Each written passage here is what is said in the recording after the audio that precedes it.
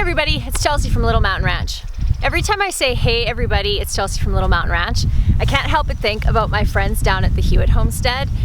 When he opens his videos, he always says, hello all my beautiful friends out there in YouTube land. Something like that, except he has like an American accent. So if you guys have not checked out those guys down at the Hewitt homestead, go check them out. They're an awesome channel, and I will link them down in the description below. So I am not gonna say, hello there my beautiful friends out there in YouTube land. I'm gonna say, hey there guys, it's Chelsea from Little Mountain Ranch.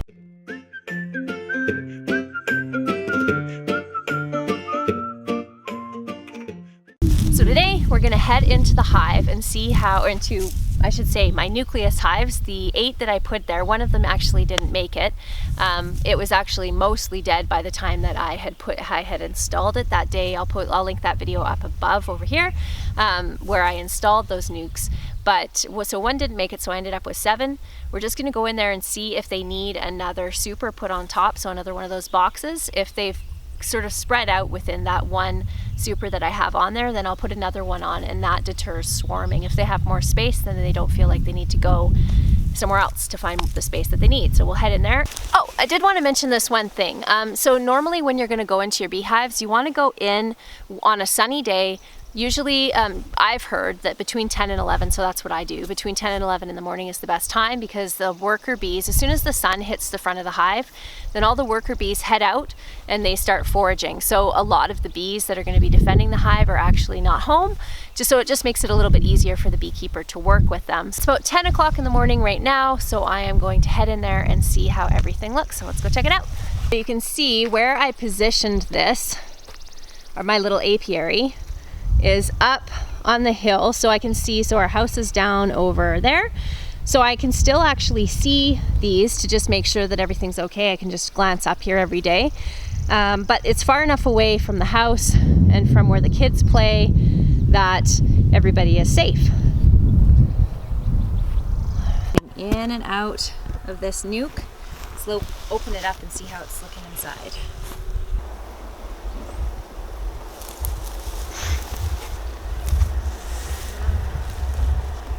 So I don't know if you can see the difference from this last video. I'll post this video up over there, from when I went into my hive a little while ago and how I was being completely swarmed by bees. There's 2 things. One is that hive was huge, and this is just a nucleus, so these guys are just getting started. But also because of time of day, because most of the worker bees are out working, and that's what they're focused on, they're really not that interested in me at all.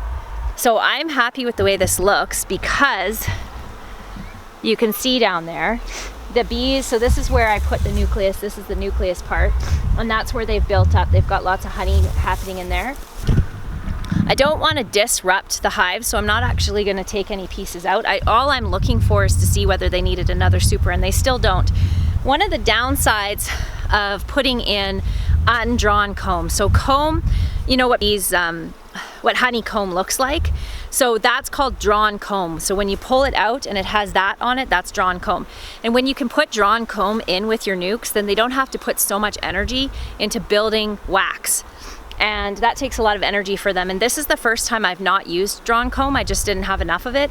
And I can't believe the difference in how much slower the progression of the hive is. So I do have some frames to take out from my other hive and run through the honey extractor, and I will take those, because once you've taken the honey out, the comb is still intact. You can put those back in, the bees will clean it up, and then they will then they'll be able to fill it up much more quickly. So it's a little bit of a bummer that I wasn't able to use drawn comb, but that's okay. This is still looking super healthy. I hope this wind sound isn't driving you guys too crazy. So when I was in the hive just now, I got to thinking about how much calmer I was feeling and less afraid of the bees. I've had hives for a few years now, and I've slowly been kind of building up my resistance to my own fear of bees. So anybody that's been watching my channel for a little while knows that I am terrified of bees, actually. So when bees fly around me, I completely lose my mind. It's yeah. Of course, if I'm fully cladded out in a bee suit like this, then it's not such a big deal.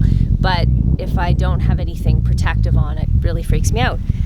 So I decided that one of the things that I'm really trying to do is to overcome my fear, and even doing YouTube is is a part of that, is kind of overcoming my fear of putting myself out there and you know, sharing my life with the world at large and all of that. That's a pretty big, you know, step of faith right there. So I decided that I was going to go into my hive today without my gloves on. So as you saw just then, I had my gloves on, and one of the downsides of gloves like this, and my friend down at Barnyard Bees, I'll link his channel below too, he was telling me that one of the problems with wearing gloves is that the bees will sting your hands all over the gloves, because there's a few reasons why they will. One is because you can't be as gentle as you are barehanded. You're not as dexterous because you don't have the feeling. The same feeling, because the gloves are quite thick and they're made out of leather. So the bees will sting your gloves, and then they're impossible to wash because they're leather. You can kind of wipe them off, but they still have the stress pheromone on them. So the bees, it aggravates them as soon as you start putting your hands into the hive, and then of course you just can't be as gentle. So he said to work up towards getting to the point where you're working with your bees barehanded. And he did this video where he was just working away in there, moving the bees with his hands, and he didn't get stung. I asked him, did you get stung at all? And he said, nope, I didn't get stung. So I was pretty impressed by that. So I have decided to go into my hive. Hello, Cypress. See your beautiful face. Cypress coming to say hello. Poor guy, it's so hot out here with this big huge fur coat he has. He actually jumps right into the water troughs and rinses himself off. But anyway, I've decided that I'm going to go into my hive. I'm just going to take the lid off. Just going to take the lid off like I just did with that hive, and do it with my bare hands, and then put it back on again. I'm not going to go actually into the hive with my bare hands. I'm definitely not there yet. But I've decided that I am just going to go for it. I'm going to try to overcome my fear and hopefully not get stung on my hand. Something else I learned is that if you're, like with, I don't know if you guys have noticed this, those of you that have mosquitoes, but once you get bit by the mosquito, say the first few times in the spring, they really swell up, and then they don't. It's not as bad later on. Bee stings are the same way apparently. So by the time you're at the end of the season, even if you've been stung a bunch of times, you don't even swell up. I'm just trying to look at the positive. The more stings I get, the better, I guess. So anyway, here we go. Wish me luck. Hi, baby.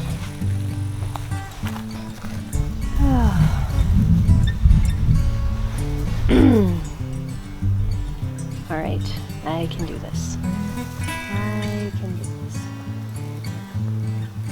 Okay. Oh, goodness sake.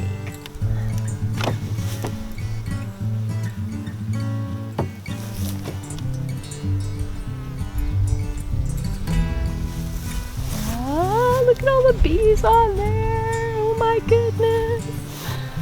Oh, okay. Let's look in here and see.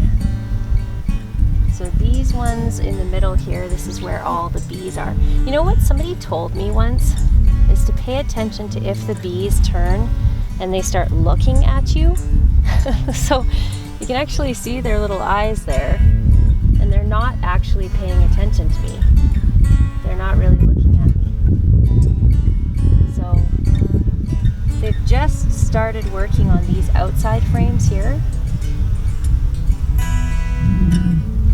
Oh, over on this side they're working on these ones a little bit more. I cannot believe I have my bare hands this close to this many bees. A little bit when they start to be a little bit more concerned. It's like a more high-pitched buzz. There's one of them, one of their guard bees that's noticing me here, this one. All right, now to put this lid back on. This is way easier than I thought that it was going to be. Okay. They're just noticing me so much more right now.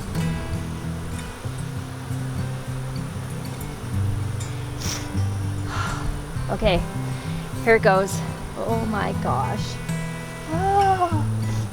Be calm, be calm, be calm. Breathe. Oh my goodness, I did it. I did it. I have to walk away from this hive now before I have a panic attack. Okay. Wow. That was huge for me. Anybody that knows me understands how fantastic that was. I'm honestly shaking. Oh. So now to get to the point where I can actually take a frame out without gloves.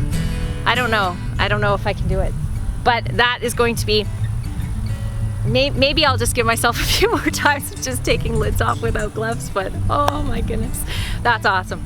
Oh, that was awesome. I'm really proud of myself. That was super scary. So the next step is getting in there and actually being able to move things around with bare hands. And in order to be a good beekeeper, from what I've been told, barehanded is the way to go.